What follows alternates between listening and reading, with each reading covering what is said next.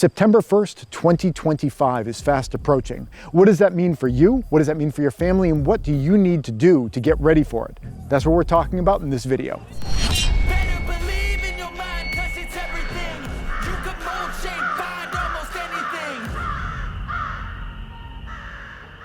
Hey everybody, this is Praxis.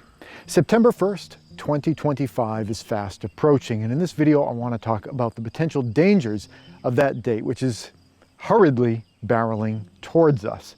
Now, what is the significance of September 1st? Well, to answer that, let's go back 21 years ago to 2004, September 1st, 2004. For me, that was a difficult day in my life. I had just spent the entire summer preparing to build my first home. This was kind of an off-grid prepper retreat cottage. It was the manifestation of a lot of thinking and planning and dreaming that I had been doing for many years prior. And it had been my hope, my aspiration, my plan that the summer of 2004 would be the summer when I started building that home. But as I'm sure you likely know, whenever plans get made, there's always things that pop up. In that summer, there were all sorts of events that popped up which kept causing one delay after another. In terms of the permitting process, getting a permit to do this, and then after you do that, you need another permit for this, and then you need someone to come and sign off, and this and that. And the entire summer that I had planned on focusing on building my home was spent trying to get paperwork taken care of. And by September 1st of 2004, after the entire summer was essentially gone, I finally had a green light to start cutting lumber and putting nails in it and putting things together. And that was a really discouraging situation for me, because I felt like the situation I was in, with winter fast approaching at that point, by the time you get to September, it's not that long until October, November, December, and then you got snow coming in. It felt like I'd already failed, essentially, that I was not going to be able to get my house done that year, that I was going to have to wait until the next summer to do anything. I'd lost an entire year, just on all this paperwork stuff. But that's not the way that I reacted to it. The way I reacted to that situation was that I threw myself at the task and just figured, well, I'm going to do the best that I can. And September 1st, September 2nd, September 3rd, September 4th, day after day after day, I just kept putting in the work, putting in the effort, asking myself the question at the beginning of each day, what is the most important thing that I need to do right now to get this house, to get this structure completed for myself?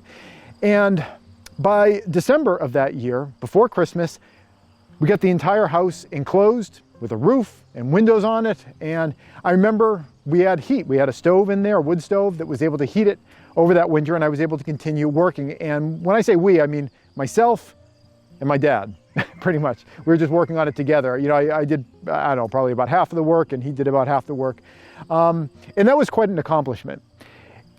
It was quite an accomplishment of physical labor, putting that all together. But I think the even bigger accomplishment, the accomplishment that I want to talk about in this video, is the accomplishment of overcoming the potential for despair, to feel like it's done. I've already failed, and I've just run out of time and there's nothing I can do. Now, why is this pertinent? Am I just telling some anecdote from my past that's fun to share with you guys? Many people that come to my channel just think that I just enjoy talking, and maybe this is just a video about listening to me talk about old stuff that I've done in the past. But I think that there's something for people in that story. I think something that I think a lot of people today can benefit from hearing, that even when you're in a situation which seems desperate, which seems hopeless, which seems doomed, I've failed, it's just not going to work out, it's time to just throw my hands up. And in my case back then, it would be like, wait until next year. A lot of people succumb to that, and they do throw their hands up, and they don't continue to put in the effort. And why this is relevant to my channel, why I'm sharing it with you now, is that I think a lot of ways in the world right now, it feels like the whole world is in the beginning of September and winter is coming. And we don't have that much time left. A lot of people that are new to prepping, will think to themselves, and it's appropriate that the best time to have done this was 10 years ago. And that's true. It would have been better if you're new to prepping. If you had started, a long time ago, you'd be in a better position today. I'd be lying to you if I said that wasn't the case. But I think it's also a lie to say that it's too late and there's nothing that you can do that will make your potential difficult situation in the future better if you start putting in the effort today. And oftentimes, like the story about myself putting together that house and surprising myself by being in it by Christmas, oftentimes there's more time than you think. Things seem worse than they actually are, and your capacity to accomplish things, when you really feel that fire under your butt and you start really managing your time and focusing on a goal, your ability to accomplish things is oftentimes greater than you might give yourself credit for. So yes, the state of the world today, it feels like we're in September 1st with winter barreling towards us. In the story of the ant and the grasshopper, the ant was working all summer and the grasshopper was fiddling away. And that story focuses on what they do during the summer. And we don't have summer anymore. I mean, that's true. There's no denying that. Summer is over and we are in the autumn period right now. But there's an awful lot that you can get accomplished in the autumn. So my message to you is, if you have things to do, if you're me, write a list down.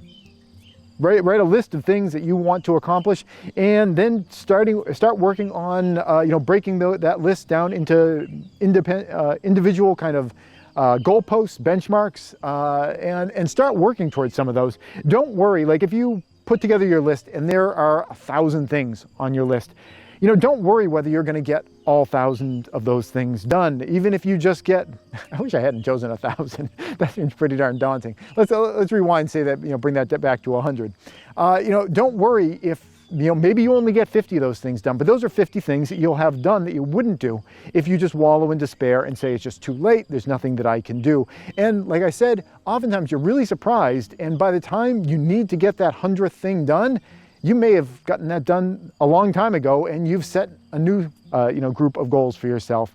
So it's September 1st coming down. It's always almost like, it's kind of a personal holiday for me to think about things that I've done in the past. I set up this video right here because my September 1st of last year kind of had a similar flavor to it, because I majorly sprained my right ankle in the spring of last year, and I couldn't do much of anything for the entire spring. And most of the summer, I could kind of work, but I knew if I was working, I was preventing the injury from healing, and I was just delaying the eventual healing of that. So I was really light with projects all spring, all summer, and it was deflating for me, because I'm the kind of person that I get my charge out of setting goals for myself and making those goals a reality. That's what Praxis means, by the way. The name of my channel is Praxis. It's a Greek word, and the Greek word Praxis means taking ideas, and the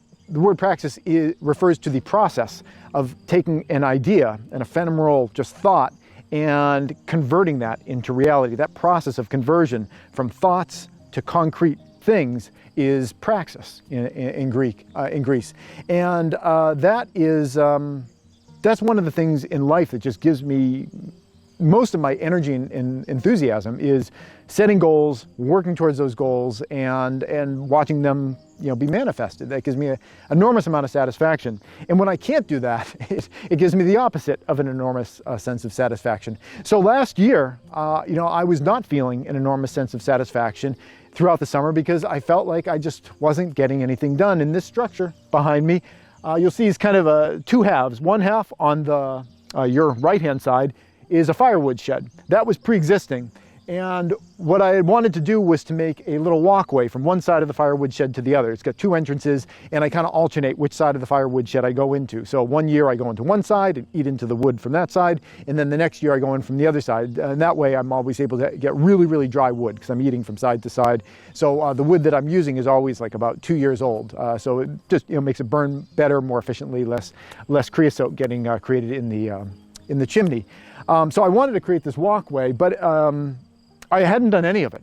And September 1st rolls around, and I remembered my own story, that even though I lost the entire summer, you know, just get to it. And I started getting to it, and I was putting together the substructure and put together the deck boards, and I thought it was so beautiful that I didn't want to leave it out in the weather. And I thought to myself, you know, I think I'm going to make a roof over that thing to protect it. And so it's got the roof that you see up there. It's I'm not sure if you can see from your angle. It's all clear plastic to let the light through. It's greenhouse roofing. And once I created that space, I thought to myself, you know, I need a place for kind of like a workshop. I don't really have a workshop. I'd been using one of the greenhouses off of my house. It was like just a terrible mess there with tools and screws and nails and supplies and things like that. You know, I need a place to store all that stuff. So I built a bunch of little shelving and cupboards and things on one side. And now I've created this wonderful little workshop space for myself.